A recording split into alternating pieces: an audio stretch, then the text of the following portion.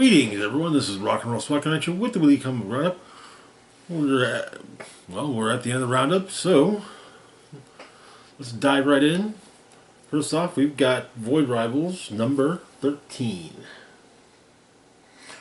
Where we left off, Derek and Salila had gone their separate ways, each one having basically their own path to follow. And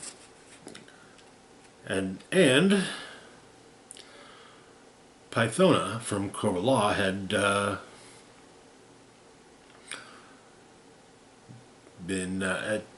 made it into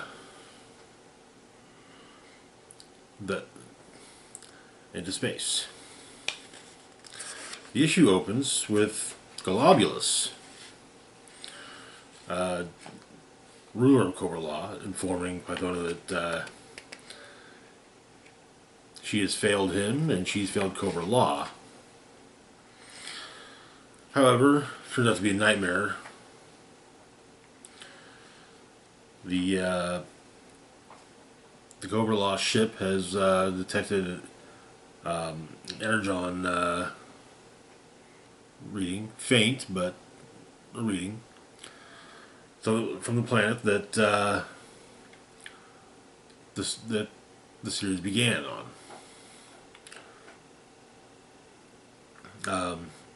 Cobra Law the Cobra Law guards accompanying Pythona know that there are two sets of tracks, bipedal.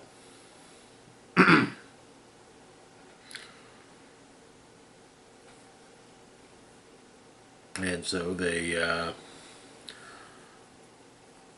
follow the tracks to where Derek and Salila left the planet.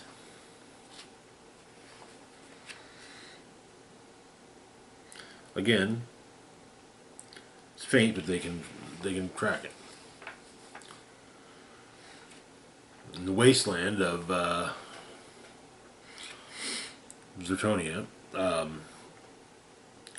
Salila is looking for Zerta, and she's still wearing the hand droid from Derek, as he gave it to her.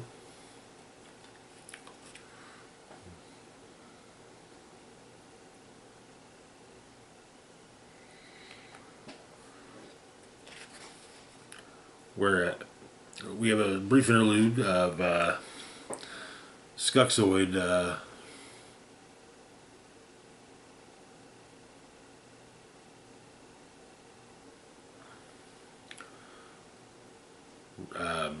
selling an item on his ship, his as he puts it, rocket droid. He apparently it's just in space. No one seems to think about it. They just look at it as just another asteroid. And it's also the location he's at is the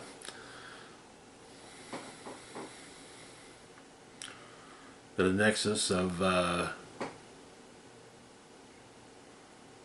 many transport lanes, and a lot of the most curious oddities have fallen into his lap in that very spot. Back in Saturnia,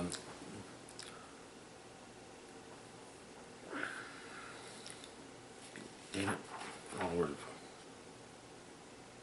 Springer takes Derek to the capital city, but also wants to know if he knows where Jetfire is. But Derek states that he has no idea. I mean, maybe Android scan a trajectory, but well, Solila's got Handroid right now. On the other half of the Great Ring,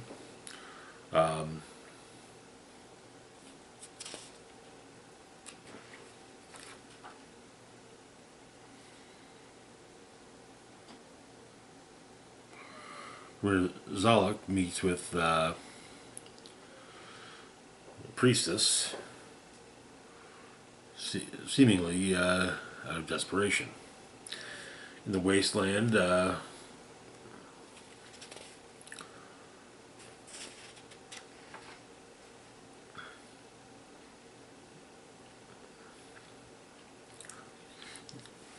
Salila manages to descend further than she thought. In the Agorian capital city, Derek runs into a friend of his and is then brought to his father, Minister Doolin. Apparently, Doolin and Derek have don't really see eye to eye. Apparently, Doolin is embarrassed by the fact that even though Derek is probably the best pilot in Agoria, he's still a pilot. Doolin wanted a successor. But, and apparently Doolin and most Agorians are told that unity is a treasonous course of action. But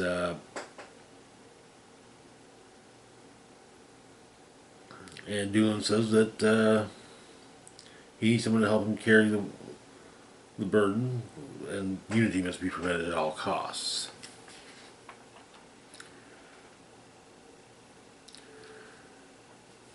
Also pointing out that unity is their very end. Path to destruction will tear the civilization asunder and shatter the sacred ring until nothing remains. As returning at the Temple of Zerda's Light,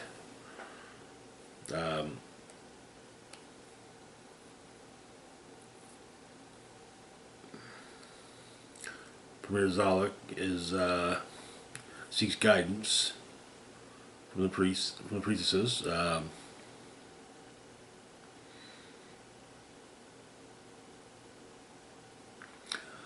Also pointed,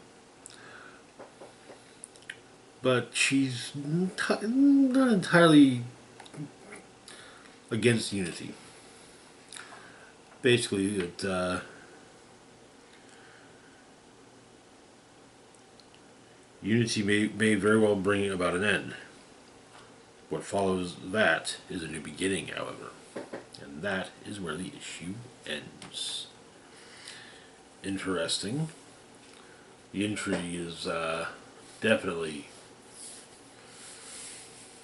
reaching a fever pitch as all the factions seem to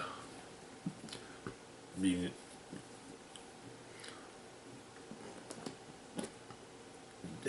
having had are getting to nothing else discuss their motivations, which is good, but admittedly they're being vague about it.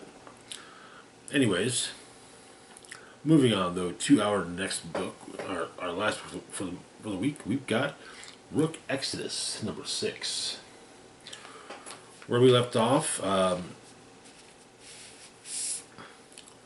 Rook had defeated Swine and had also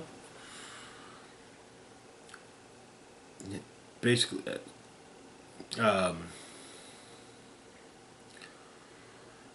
managed to get further in touch with the crows.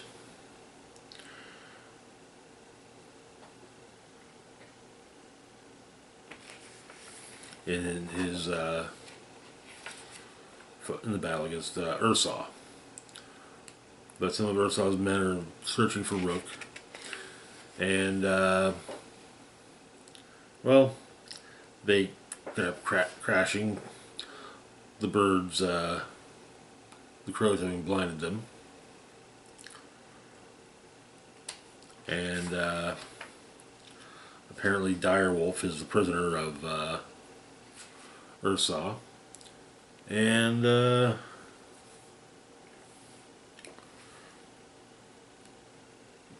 Ursa wants to find her father, Bloodhound.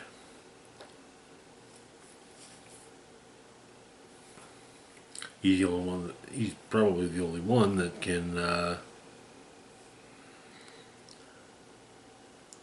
fix things on Exodus. But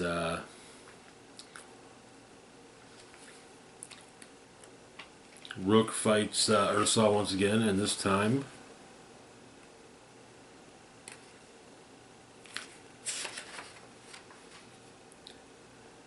manages to win, even with having his helmet pulled off of him. Apparently, his link to the crows is more than just the helmet.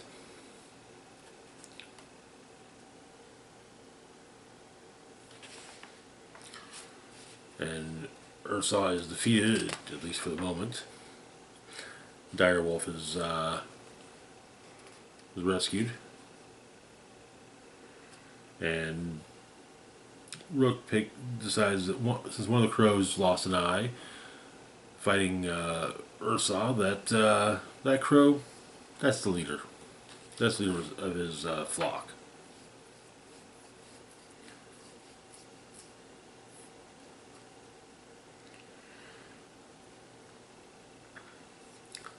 And apparently, Direwolf and Rook are keeping Ursa a prisoner.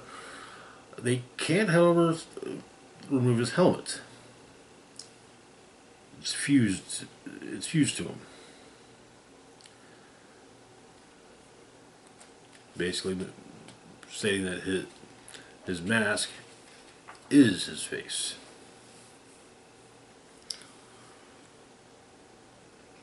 But Rook and Direwolf intend to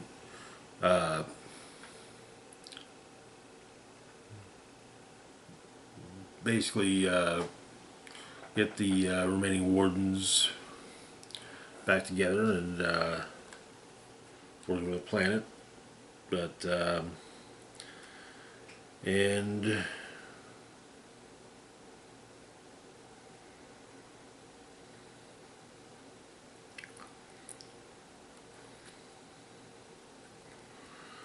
that includes finding Bloodhound. And that is where the issue ends, with the series going on hiatus until some point next year. But interesting. I'm eagerly looking for. I'm going to be eagerly looking forward to Rook returning. So far, though, it's been a great book. It's been a great read. I mean, all of the Ghost Machine books have been, but yeah, I really look forward. I'm really looking forward to seeing how the story continues to unfold. Anyways, that's gonna do it for now. As always, feel free to like, share, and subscribe. Links to my Facebook, Twitter, Blue Sky, Instagram, Mastodon, Patreon, and PayPal can be found in the description box down below. This is Rock and Roll Spock. Oh, first off, can't forget Patreon shout out. Big shout out to Patreon patron Red Man's Penis. Thank you so much for your support. It is greatly appreciated. This is Rock and Roll Spock signing off, saying, live long and rock hard.